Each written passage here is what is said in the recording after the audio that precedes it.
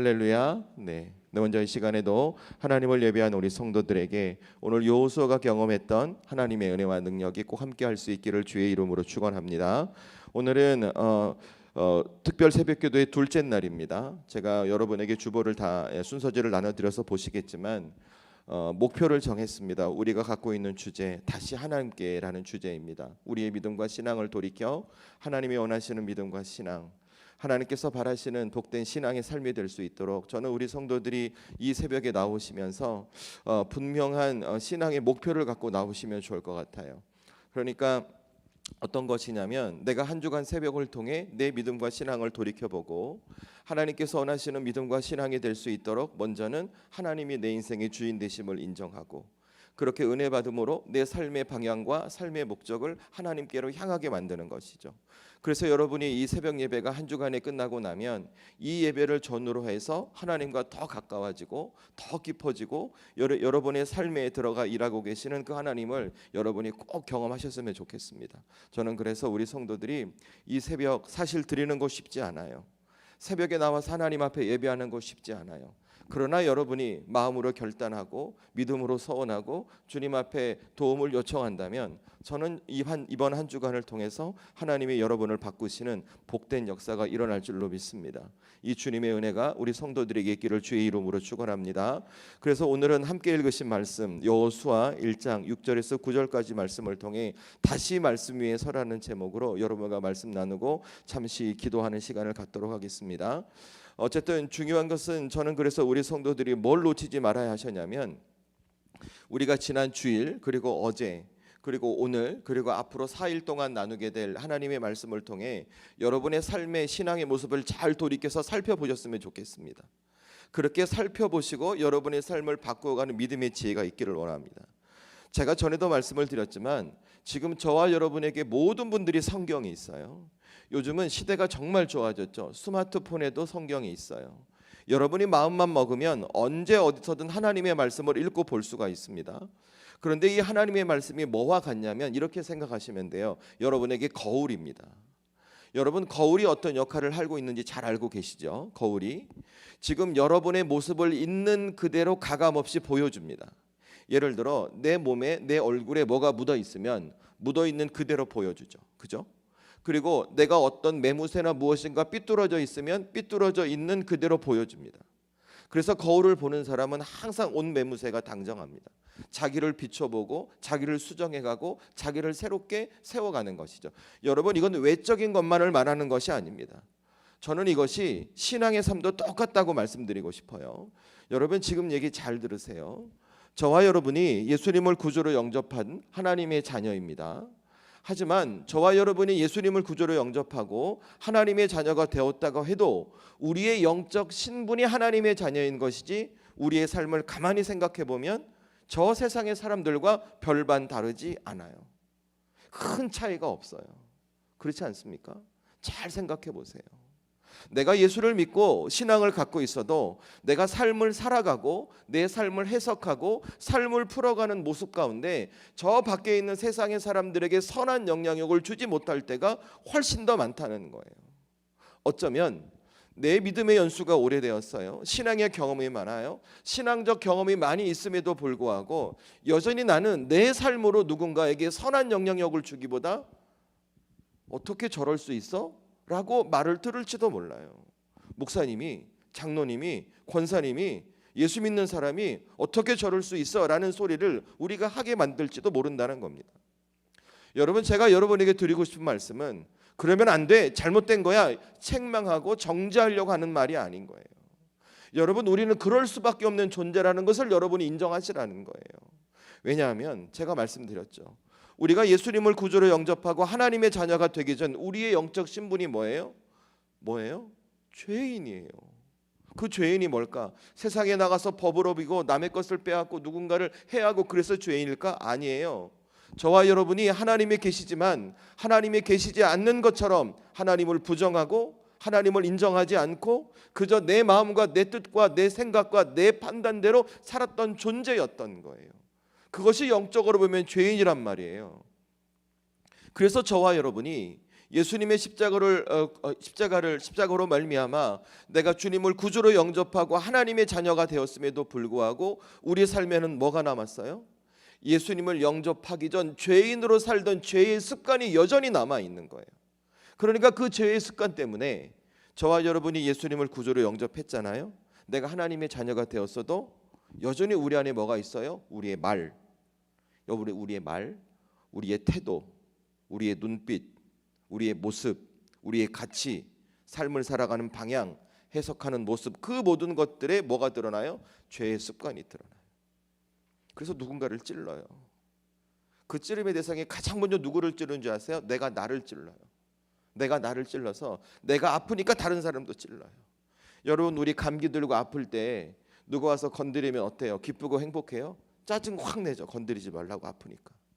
누구 자꾸 찌르는 분들, 그분들 어떤 분인 줄 아세요? 참 자기가 아프신 분들, 내적으로 보면. 왜 그럴까? 내 안에 그 죄의 습관이 남아 있어서 예수님을 영접해도 이 문제가 해결이 되지 않는 거예요. 여러분, 그럼 우리 어떻게 해야 돼요? 어떻게 해야 될까요? 내게 잘못된 것이 보여요. 내게 틀린 것이 보여요. 예수님의 십자가로 구원받은 하나님의 자녀임에도 불구하고 여전히 내 안에 과거의 죄인으로 살던 죄의 습관이 남아 있다면 우리 어떻게 해야 될까요? 바꿔야죠. 그죠? 수정해 가야죠. 그죠? 잘못된 거 떼어내야죠. 부족한 거 채워 넣어야죠. 그렇지 않겠습니까? 그래서 필요한 게 무엇이냐면 하나님의 자녀인 내가 무엇이 잘못되고 무엇이 부족하고 무엇이 틀렸는지 확인하고 살펴볼 수 있는 영적인 거울이 있어야 한다는 겁니다. 그런데 그 거울이 무엇인가? 여러분, 하나님의 말씀이라는 거예요. 하나님의 말씀. 하나님의 말씀으로 나를 내가 비춰볼 때 내가 살아가는 이 믿음의 삶에 무엇이 잘못되어 있는지 내가 나를 확인할 수 있다는 거예요. 하나님의 말씀으로 나를 비춰볼 때 내가 살아가는 믿음의 삶에 내가 지금 무엇을 채워야 하는지, 내가 교회 사역을 감당하고 가정을 지켜가고 내 인생을 살아가면서 하나님의 사람으로 뭘 바꿔가야 할지, 그것을 바꾸기 위해서 어떤 노력을 해야 될지, 무엇을 구해야 할지 확인하고 살펴볼 수 있는 것이 하나님의 말씀인 거울이라는 거예요. 그래서 여러분, 하나님의 말씀 읽는 거 중요해요. 여러분 꼭 성경 읽으셔야 돼요. 또 한 가지, 여러분 하나님의 말씀 읽었잖아요. 읽은 거로 끝내면 안 돼요. 읽었으면 묵상하세요. 이 말씀이 무슨 뜻인가? 저한테 제자 훈련 하시는 분들 큐티하셨죠? 제자 훈련 안 한다고 그만두지 마시고 다시 하세요. 그 말씀 하세요. 그런데 여러분에게 말씀을 읽고 묵상하고 하는 것보다 더 중요한 게 있어요. 그게 뭔지 아십니까? 여러분이 읽고 묵상한 그 말씀으로 여러분의 삶을 살아내시는 거예요. 말씀으로 내가 삶을 살아내는 거예요. 그러면 어떻게 되는가? 그 말씀이 나를 수정해 가기 시작해요. 나의 부족함을 채우고 나의 연약함을 채우고 내가 실수하고 내가 바꿔야 할 것을 나는 바꿀 수 없어도 내가 붙들고 있는 그 말씀이 내가 살아가는 삶을 통해 나를 바꾸는 거예요. 그래서 여러분, 은혜 받잖아요. 말이 바뀌어요. 은혜 받잖아요. 눈빛이 바뀌어요. 태도가 바뀌어요. 모습이 바뀌어요. 삶을 살아가는 가치가 바뀌는 거예요.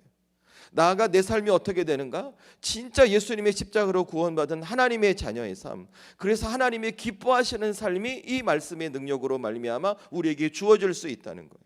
그 왜 그럴까요? 왜 우리 말씀이 왜 그럴까요? 여러분 잘 아시는 말씀이 있어요. 디모데후서 3장 16절 말씀에 가면 모든 성경은 하나님의 감동으로 된 것으로 교훈과 책망과 바르게 함과 의로 교육하기에 유익하니 이는 하나님의 사람으로 온전하게 하며 모든 선한 일을 행할 능력을 갖추게 하려 함이라. 아멘. 믿으시면 아멘 하시기 바랍니다. 아멘. 저는 우리 성도들에게 늘 이 하나님의 말씀으로 말미암아 여러분의 삶이 변화된 은혜가 있기를 주의 이름으로 축원합니다. 여러분, 성경에서 분명히 말했어요. 이 말씀이 우리를 온전하게 만든대요. 이 말씀이 우리가 하나님 앞에 온전히 선한 일을 행할 수 있는 능력을 준다고 이야기하고 있어요. 여러분, 방금 읽어드린 제가 디모데후서 3장 16절 말씀, 제가 깊이 설명하지 않아도 여러분 다 이해하고 받아들일 수 있는 말씀이에요. 여러분, 우리가 말씀으로 살잖아요. 내가 변해요. 내가 변하니까 어떤 일이 생기냐면 나 때문에 내 옆에 사람이 변해요. 내 옆 사람과 내가 변하니까 우리 가정이 변해요. 여러분 생각해 보세요. 가장 많이 만나는 사람이 누구예요? 여러분이 살면서 저를 가장 많이 만나세요? 일주일 따져보면 저를 만나서 대화할 수 있는 시간이 얼마나, 이렇게 뭐 얼굴은 마주할 수 있지만 저랑 대화하시면 5분도 안 되지 않아요? 그렇지 않습니까? 여러분이 가장 많이 만나는 사람이 누구냐면 여러분의 가족이에요. 여러분의 옆 사람이, 여러분 친구들의 이웃 사람인 거예요. 그래서 여러분이 변화되면 여러분 때문에 여러분의 옆 사람이 변화돼요. 여러분의 가정이 변하고 여러분의 일터가 변하고 우리 교회가 변해요. 왜 그럴까요? 이 말씀 붙들고 살아가니까 이 말씀이 여러분 안에 들어가죠. 그 말씀이 여러분을 통해 하나님이 어떤 분인지를 드러내요. 예수님의 십자가 구원의 사랑이 무엇인지를 드러내기 시작한단 말이에요. 저는 그래서 우리 성도들이 오늘 이 새벽에 무엇을 깨닫는가? 내가 다시 하나님께로 향하고 내가 다시 하나님의 믿음의 백성으로 살아가기 위해서 뭘 놓치지 말까? 내게 주신 이 말씀으로 살아가야겠구나. 내게 주어진 하루하루의 삶을 하나님의 말씀으로 살아내야 되겠구나. 저는 우리 성도들에게 이 믿음의 결단과 지혜가 있기를 주의 이름으로 축원합니다. 저는 우리 성도들이 절대 이거 놓치지 않으셨으면 좋겠어요. 여러분, 이것은 내 삶에서 포기하고 절대 놔서는 안 될 수 있는 절대적인 조건인 거예요. 그런데 제가 목회자잖아요. 제 직업이 이거니까 제가 요즘 한 사람의 목회자로 요즘 시대를 바라보잖아요. 이렇게 교회를 바라보잖아요. 이 지역만 해도 우리 교회를 기점으로 반경 500m 안에 얼마나 많은 교회들이 있는지 몰라요. 이걸 반대로 말하면 많은 성도들이 있다는 얘기겠죠. 제가 교회를 보고 이렇게 목회를 하면서 이렇게 보면서 어떤 생각이 가끔 이런 생각이 들어요.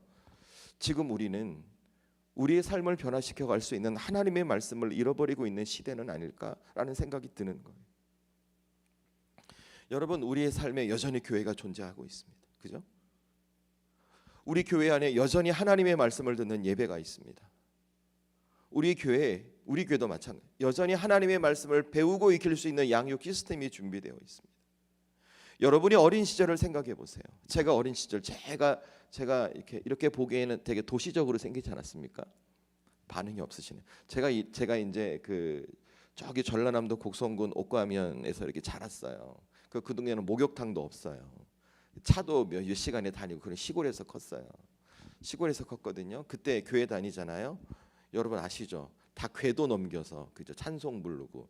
요즘처럼 빔 프로젝터 이런 게 어디 있어? 성경 옆에 빨간 테두리 돼 있어서 세로로 이렇게 돼 있고 그거 떨어지니까 우리 권사님들 막 꿰매 가지고 막 쓰시고 막. 진짜 제가 어릴 때 그렇게 신앙생활 했었거든요. 아마 우리 권사님들 다 아실 거예요. 우리 장로님들도 집사님들도 아실 거예요. 여러분, 우리가 어린 시절, 여러분이 젊으셨던 청년의 시절의 지금과 비교해 보세요. 지금 우리가 하나님을 예배하고 하나님의 말씀을 들을 수 있는 환경은 너무나 좋아졌어요.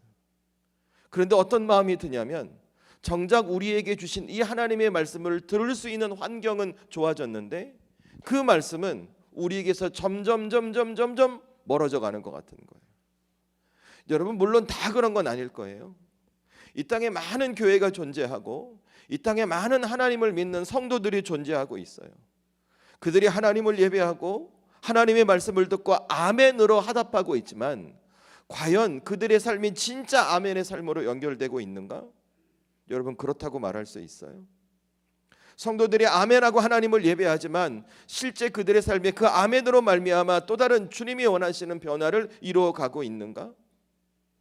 진짜 그렇다고 말할 수 있어요? 예배 중에 말씀 듣고 눈물은 나기도 해요.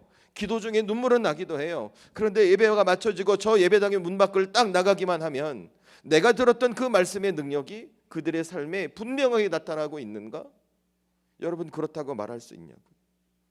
여러분, 제가 대상을 저 세상을 향해 나갔다 했어요. 이제 우리 안으로 돌려보세요.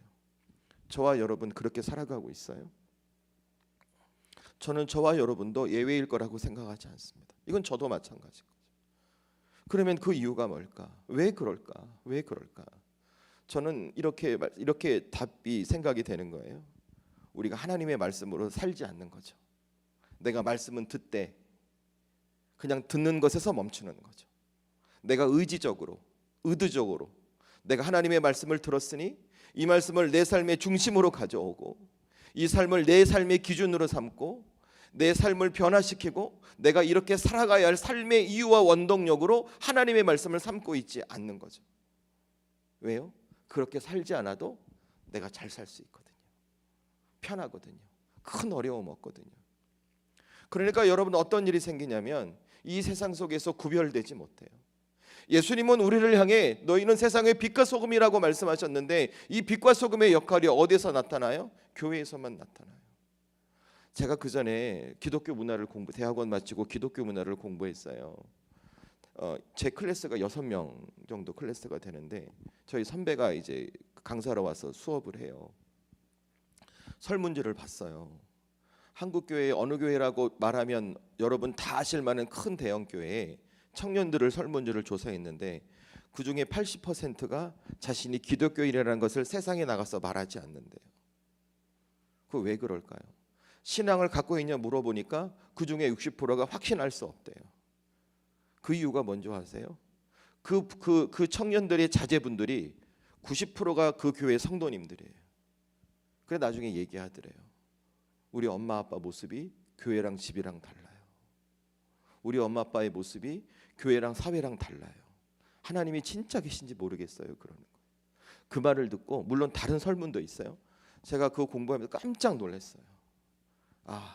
예수님은 우리를 세상의 빛과 소금이라고 말씀하셨는데 우리는 여전히 교회의 빛과 소금만 살아가고 있는 것은 아닌가? 그러니까 어떤 일이 생기냐면 구별되지 못할 뿐더러 이제 구별되지 못하니까 우리가 세상을 하나님의 자녀로 살아가요. 하나님을 믿어요. 그런데 세상에 어떤 문제가 생기면 우리 안에 두려움이 생기는 거예요. 걱정부터 하는 거예요. 근심부터 생기는 거예요. 여러분이 살아가는 인생에 어떤 문제가 생겨요. 가정의 문제든 그게 뭐 관계의 문제든 뭐 경제적인 문제든 어떤 상황이 생기면 덜컥 겁이 나는 거예요. 그러니까 어떤 마음이 생기느냐면 이러다 내가 무너지면 어쩌지? 이러다 실패하면 어쩌지? 막연한 두려움에 내가 사로잡히기 시작하는 거예요.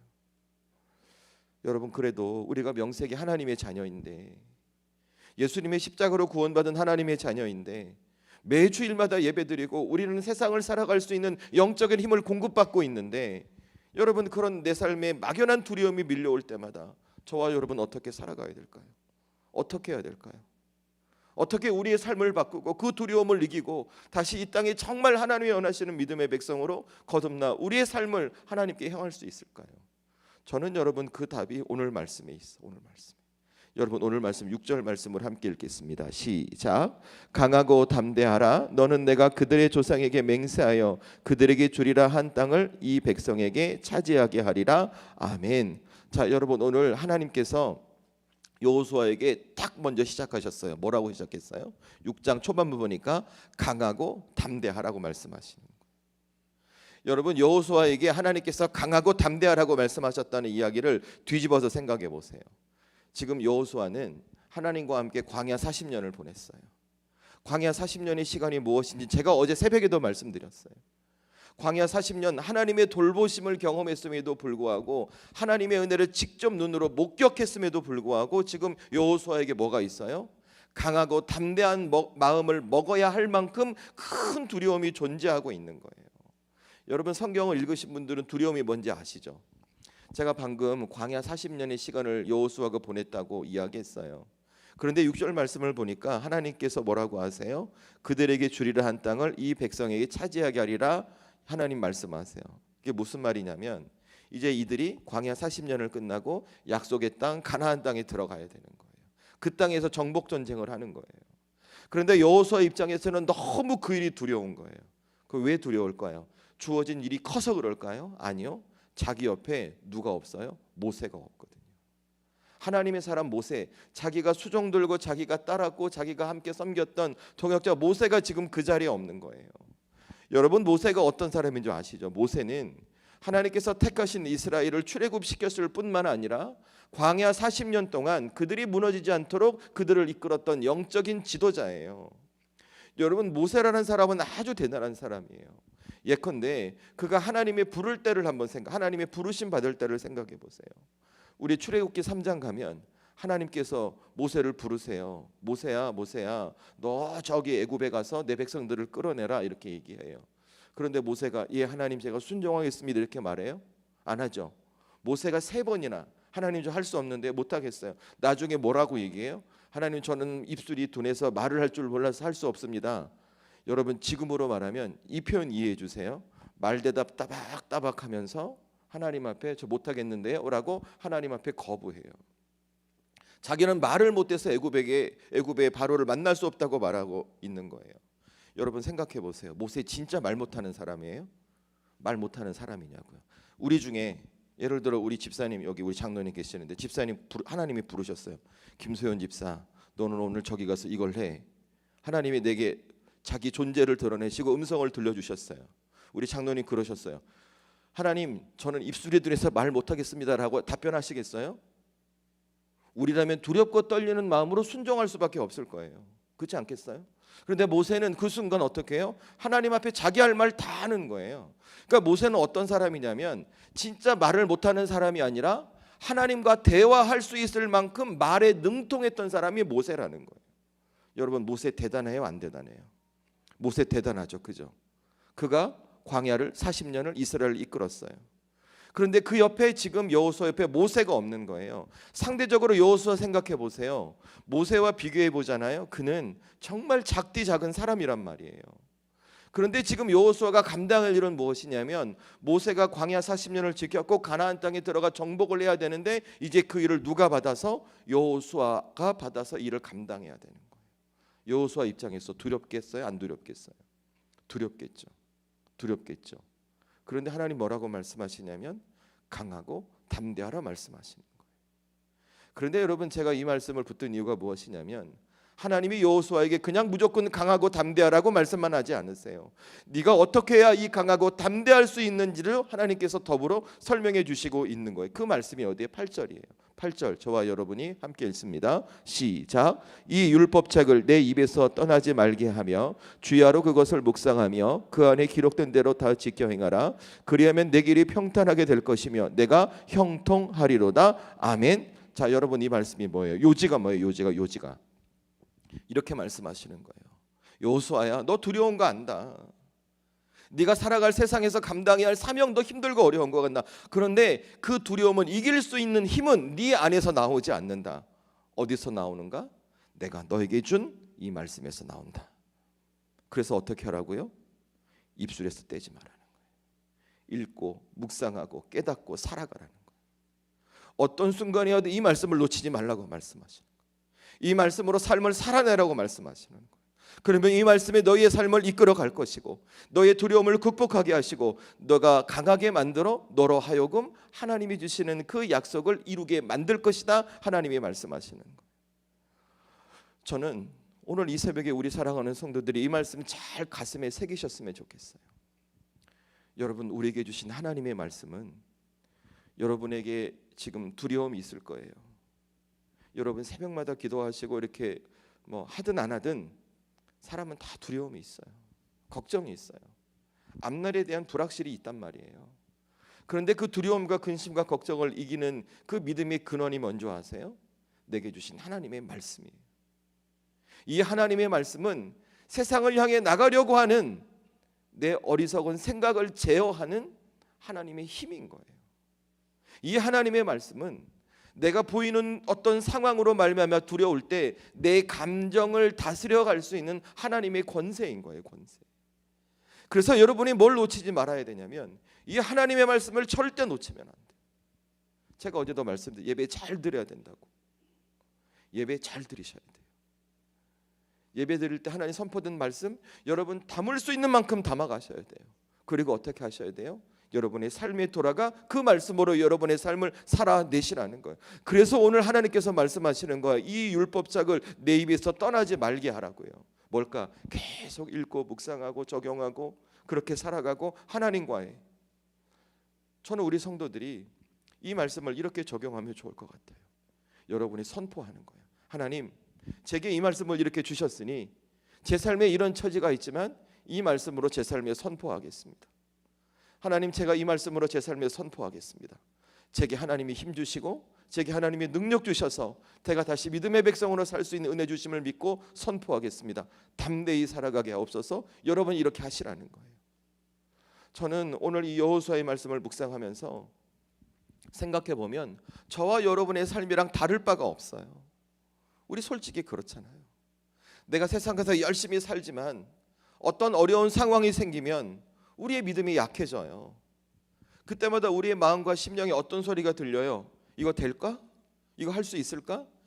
그래도 문제가 깊어지잖아요. 왜 내게 이런 일이 생기지? 나는 이렇게 살았어야 했는데 왜 이런 고통이 오지? 나 이거 끝난 거 아니야? 포기해야 되는 거 아니야? 너 할 수 없어. 포기에 늦었어. 이런 마음이 우리에게 들려와요. 여러분, 그때 어떻게 해야 될까요? 내 마음의 심령이 그런 소리가 들려올 때 어떻게 해야 될까요? 여러분, 반대로 해야죠. 내게 어떤 그 나를 불확실하게 만들고 두려워하게 만들고 걱정에 만드는 소리가 들려온다면 나는 그 순간 나를 포기하지 않으시는 그 하나님 앞에 무엇인가 부정적인 소리를 이겨낼 수 있는 또 다른 더 큰 소리를 내가 내야 한다는 것입니다. 여러분, 우리 운동 경기 할 때 그죠? 응원해요, 응원. 상대가 우리를 막 그죠? 그럼 우리 편 가만히 그대로 듣고 있어요? 아니죠. 더 크게 소리로 제압하죠. 으쌰으쌰 하잖아요. 여러분, 우리의 영적인 삶도 똑같아요. 저와 여러분이 하나님의 말씀이 들어와 있어야 돼요. 그 말씀으로 살아내셔야 돼요. 그래야 여러분의 마음속에 이 땅의 삶 속에서 두려움과 걱정과 근심으로 여러분을 무너뜨리려고 하는 부정소리가 들려올 때 그 부정적인 소리를 이겨내고 넘어설 수 있는 하나님의 외침과 선포를 여러분이 경험할 수 있는 거예요. 저는 우리 사랑하는 성도들이 이렇게 선포하면 좋을 것 같아요. 네가 아무리 말해도 나는 절대 무너지지 않아. 아무리 나를 흔들어도 나는 슬퍼하지 않아. 난 주저앉지 않아. 왜? 하나님께서 나를 붙드시고 계셔. 하나님 때문에 내 길은 형통할 거야. 하나님 때문에 내 길은 새롭게 세워질 거야. 하나님께서 내 길을 평탄하게 만드실 거야. 그 하나님이 나와 동행하시면 나를 형통하신다고 말씀하셨느니 그 약속의 말씀이 이루어질 거야. 여러분의 입술로 마음으로 생각으로 선포하시는 거예요. 전 우리 성도들에게 담대한 이 믿음의 결단이 있기를 주의 이름으로 축원합니다. 그때 여러분의 삶의 결과는 달라질 거예요. 왜 그럴까요? 여러분, 하나님의 말씀은 여러분 이 세상 모든 만물 우주를 창조하신 창조의 말씀이기 때문에 그래요. 여러분이 하나님의 말씀은 여러분의 생각과 감정보다 우리의 현실과 상황보다 훨씬 크고 높아요. 이 하나님의 말씀을 붙들잖아요. 여러분의 폐부, 심령 깊은 곳까지 이 말씀이 들어가서 내 두려움을 끊어내고 우리를 일으켜 세운단 말이에요. 그래서 저와 여러분이 다시 하나님을 향하기를 원한다면 어떻게 해야 되는가? 이 하나님의 말씀 위에 서는 거예요. 이 말씀을 붙들고 사는 거예요. 이 말씀으로 여러분의 삶을 살아내시는 거예요. 저는 이 새벽에 여러분이 꼭 이렇게 하나님 앞에 간절히 기도하고 돌아가면 좋을 것 같아요. 어떻게? 하나님, 제가 이 말씀으로 서겠습니다. 제 삶을 이렇게 보니 이런 걱정과 근심이 있지만 하나님, 제 삶에 아무리 이런 문제가 있다 할지라도 오늘 여호수아만큼 두렵고 큰 문제겠습니까? 저 강하고 담대하겠습니다. 하나님, 이 말씀에 서겠습니다. 이 말씀으로 읽게 하시고 이 말씀 묵상하게 하시고 이 말씀 깨닫게 하시고 이 말씀으로 선포하게 하여 내 삶을 바꾸게 하여 주시옵소서. 전 우리 사랑하는 성도들 꼭 이렇게 기도하시고 돌아가면 좋을 것 같아요. 여러분, 말씀을 마무리하면서 여러분 오늘 여호수아 잘 생각해 보세요. 위대한 영적 지도자 모세의 뒤를 이어야 해요. 모세의 뒤를 이어서 여호수아가 감당하거든요. 아주 멋지게 감당해냅니다. 그렇게 할 수 있었던 이유가 뭘까요? 그가 훌륭해서? 그가 능력이 많아서? 그가 경험이 많아서? 아니에요. 그는 그 사명을 자기의 힘과 능력으로 감당한 게 아니에요. 하나님의 말씀을 붙들고 그 길을 걸었던 거예요. 그래서 그 말씀 한 구절이 그의 인생의 방향이 된 것이고 그가 불었던 그 말씀 한 문장이 그의 삶에 또 다른 강함과 담대함을 주는 용기가 되었다는 거예요. 저와 여러분 다르지 않아요. 여러분, 우리 삶 하나님의 말씀을 붙들고 걸어가십시오. 그 말씀에 서서 다시 살아가십시오.